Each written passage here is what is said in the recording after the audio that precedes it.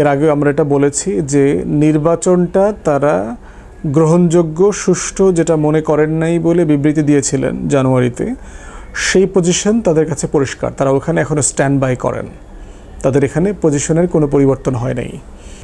আর্থিক অব্যবস্থাপনা এবং একটা টোটাল দেউলিয়াপনার দিকে যে রাষ্ট্র যাচ্ছে, একটা wholesale collapse of our economy, এটাতে প্রচণ্ড কনসার্ন আছে তাদের।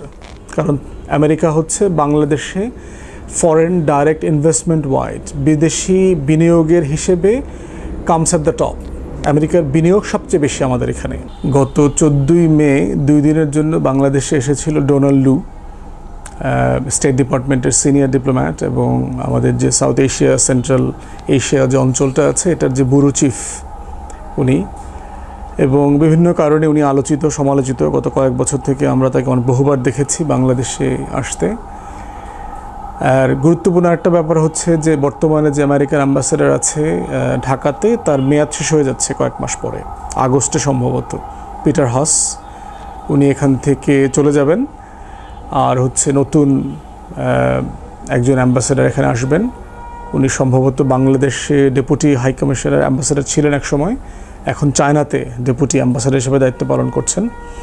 উনি দায়িত্ব নেবেন আর কি, অ্যাম্বাসেডর মিল।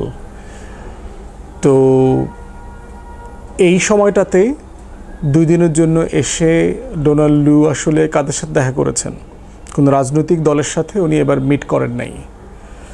উনি দেখা করেছেন প্রোটোকল মোতাবেক পররাষ্ট্রমন্ত্রীর সাথে দেখা করেছেন, সচিব, পররাষ্ট্র সচিব যিনি আছেন, তারপরে হচ্ছে পরিবেশ মন্ত্রী যিনি আছেন Saber Hossain Chowdhury. As usual Salman F রহমানের বাসায় একটা ডিনার ছিল, ওখানে দেখলাম যে উনি সব অ্যাম্বাসেডাররা গেছেন, কথা বলেছেন।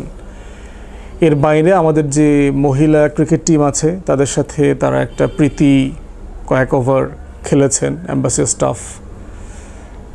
ফুচকা সফট পলিটিক্স করেছেন, ফুচকা খাওয়ার। দেশের যারা সেলিব্রিটি ইন্টারনেটে ইনফ্লুয়েন্সার আছেন এমন ইয়াংদের সাথে বসেছেন, যদি অনেককে আমরা চিনি নাই ব্যক্তিগতভাবে।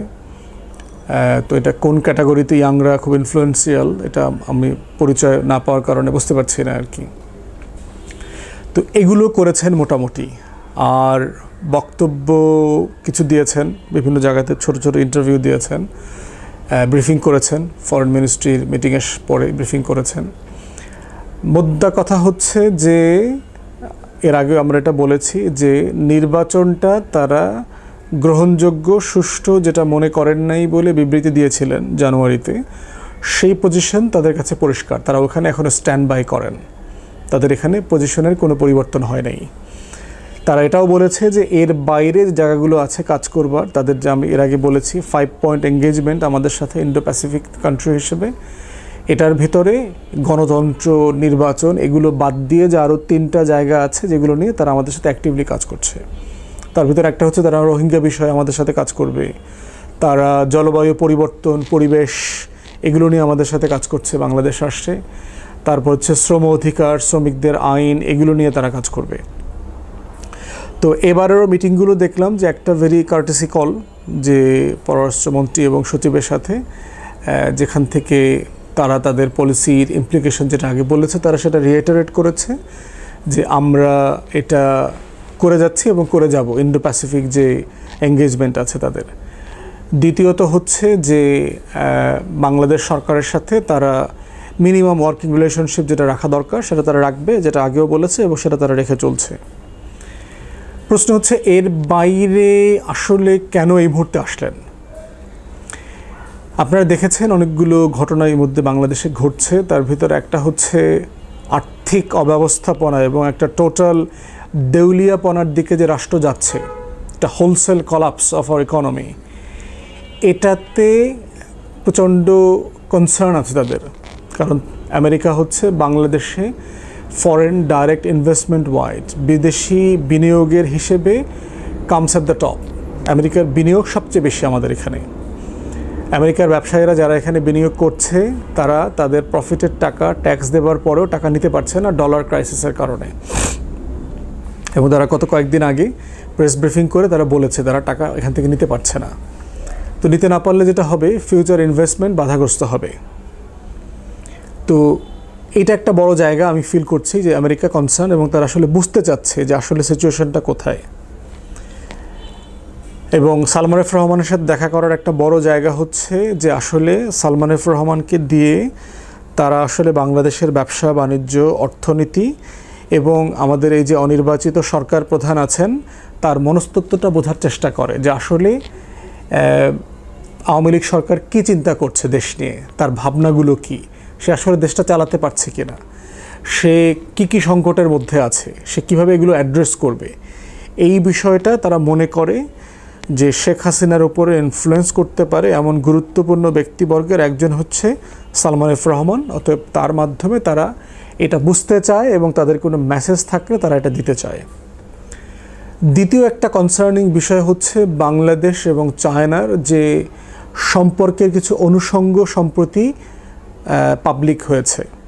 আপনারা দেখেছেন যে বাংলাদেশ সরকার বলেছে যে চায়নার সাথে একটা জয়েন্ট মিলিটারি ড্রিল তারা করবে এই মাসে অথবা আগামী মাসে।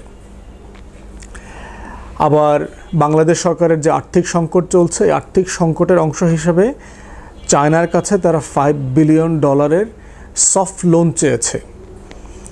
তো একই সময়ে যখন IMF-এর মিশন বাংলাদেশে ছিল, থার্ড ইনস্টলমেন্টের যে $680 মিলিয়ন বাংলাদেশ এক্সপেক্ট করছে, সেই টাকাটার জন্য দর কষাকষি চলছে এবং যে রিকমেন্ডেশনগুলো ছিল, যে ডেভেলপমেন্টগুলো হওয়ার কথা ছিল, সেগুলো তারা অ্যাসেস করতে এসছে এই সময়টাতে। তো চায়নার সাথে মিলিটারি রিলেশনশিপ বিল্ড আপ করা, তারপরে চায়নার কাছ থেকে আর্থিক সহযোগিতা নেওয়া, এই ব্যাপারে ভারতও কনসার্ন। ভারতের পররাষ্ট্র সচিব বিনয় কোয়াত্রা কয়েকদিন আগে এসছেন, 1-2 সপ্তাহ আগে এসে বোঝার চেষ্টা করেছেন। বাট আমার কাছে মনে হচ্ছে যে ভারতের ইনফ্লুয়েন্সের কারণে এই যে বাংলাদেশ যে চায়নার কাছ থেকে যে সাহায্যটা নেবে অথবা মিলিটারি ড্রিল যেটা চলবে, এটা ক্যান্সেল করছে না ভারত, যদিও এটা মনে মনে চায় অথবা এটা হয়তো রিকোয়েস্টও করেছে। বিনয় কোয়াত্রা এসে পররাষ্ট্রমন্ত্রীর সাথে দেখা করেছে, প্রধানমন্ত্রীর সাথে দেখা করেছে এবং আরও গুরুত্বপূর্ণ বেশ কিছু মিটিং করেছে, সচিবের সাথে দেখা করেছে। তো আবার এটাও বলেছে তারা যে তাকে তিস্তায় ব্যারেজ যে প্রকল্প যেটা চীন করে দেবার কথা, সেটাতে নাকি ভারত ইন্টারেস্টটা শো করেছে, তারা এটা করে দেবে। ভারতে তো টাকা পয়সা নাই, ভারত এটা কীভাবে করবে? এটা টেকনিক্যালি তো পসিবল না। ভারত ইতিমধ্যে যতগুলো প্রজেক্টে আমাদেরকে কমিট করেছে তার তো 25% টাকাও সে ছাড় দেয় নেই। তো আর ভারতের সে টেকনিক্যাল ক্যাপাসিটিও নাই এই কাজ সে করে দিতে পারবে বলে আমরা মনে করছি না। কিন্তু তারপরে সে প্রস্তাব দিয়েছে সরকারকে শুধুমাত্র চায়নাকে বিরত রাখবার জন্য। কিন্তু মনে হচ্ছে না সরকার এই প্রস্তাবগুলোর সাথে একমত হচ্ছে না বলেই ধারণা করছি দিল্লি সম্ভবত ওয়াশিংটনকে বলেছে যে তুমি গিয়ে এবার বুঝাও যে চায়নার এত ঘনিষ্ঠতা আমাদের জন্য ভালো হবে না, আমাদের ভবিষ্যৎ সম্পর্কের জন্য হয়তো এটা সুখকর হবে না, ইন্ডো প্যাসিফিকে আমাদের যে কমিটমেন্ট আছে সেই কমিটমেন্টের জন্য সেটা ভালো হবে না। তো এইটা ছাড়া বড় দাগে চায়না ইস্যু বাদ দিলে ডোনাল্ড লুর এই সফরে মৌলিকভাবে কন্ট্রিবিউট করবার মতো কোনো জিনিস আমাদের চোখে এই মুহূর্তে পড়ছে না। তো এই বাস্তবতায় হচ্ছে যে তাকে প্রশ্ন করা হয়েছে যে বাংলাদেশে ভারতের যে সাবেক রাষ্ট্রদূত ছিল পিনাক রঞ্জন চক্রবর্তীর যে মন্তব্য, এইসব ব্যাপারে সে ভারতের চোখ দিয়ে বাংলাদেশকে দেখা, এই বিষয়গুলোর যে আলাপ আলোচনা এর আগে আসছে, সেগুলো কতটুকু সত্য মিথ্যা ঠিক বেঠিক সেই বিষয়গুলো। তো সেক্ষেত্রে আমার মনে হয় যে সেগুলো ইউজুয়াল উত্তর তিনি দিয়েছেন যে স্টেট ডিপার্টমেন্ট এবং আমেরিকার ওয়াশিংটনের প্রশাসনের নিজস্ব পলিসি আছে, সেই পলিসি মোতাবেক তারা চলছে। আর হচ্ছে যে এই বছর নির্বাচন নভেম্বরে, আমেরিকার নিজের রাজনীতির অবস্থাও স্টেবল না, প্যালেস্টাইন ইস্যুতে টোটাল আমেরিকান এস্টাবলিশমেন্ট নড়ে চড়ে বসেছে, স্কুল কলেজ বিশ্ববিদ্যালয়গুলোতে ব্যাপক প্রতিবাদ হচ্ছে। সেই বাস্তবতাতে খুব বড় ধরনের পলিসি শিফট এই বছরে হবার কোনো সম্ভাবনা আমরা আশা করছি না, অথবা প্র্যাকটিক্যালি হয়তো সম্ভব না।